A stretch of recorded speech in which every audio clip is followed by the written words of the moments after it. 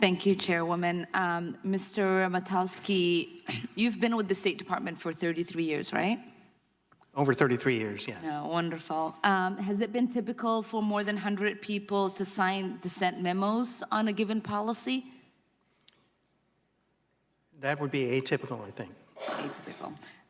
Has it been typical for policy to drive several SOs to publicly resign in protest?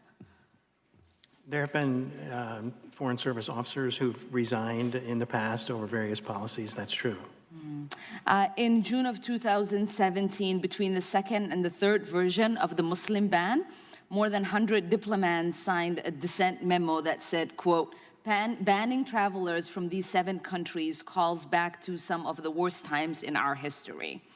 Former consular officer Christopher Richards, who resigned in protest of the Muslim ban, said in an op-ed that the consular officers were not able to issue waivers on their own, that they had to get approval from the State Department. Would that be you? Do you give that approval? No, that's not correct. The consular officers make the decision on the first 2 prongs of the waiver, national interest and undue hardship, and then the interagency security review provides the guidance on the security prong. So that's not a decision you get to make, no. Or is the White House involved in that decision? Not at all. Okay. Sarah Gartner, another former FSO who resigned in protest over the Muslim ban, told CNN that fellow officers, quote, felt pressure to approve as few folks as possible for the waiver. She also said that the Muslim ban had been, quote, reworked and sanitized by layers of bureaucracy with people distracted by the next terrible thing. It can be easy to forget it's even happening. Well, it looks like Congress hasn't forgotten. And Madam Chair, I have assigned testimony from 4 former FSOs that I would like to enter into record. It's put into the record by unanimous consent. Thank you. Ambassador John Foley, who quit his post as ambassador to Panama in 2018, said he could no longer represent President Trump and still hold true to the value that make this country great. Among the policies he listed was the Muslim ban. In the end, how many diplomats and consular officers signed the dissent memo protesting the ban? I don't have an exact number for you, Congresswoman. I know that some did. Mm-hmm. Will you be able to get us that number? I can't guess that number, no. How do you respond to his claim that the consular officers have to get clear waivers with your office? I would say, as I said before, that that's not correct. The consular officers make the determination on the first 2 prongs of the waiver, national interest and undue hardship.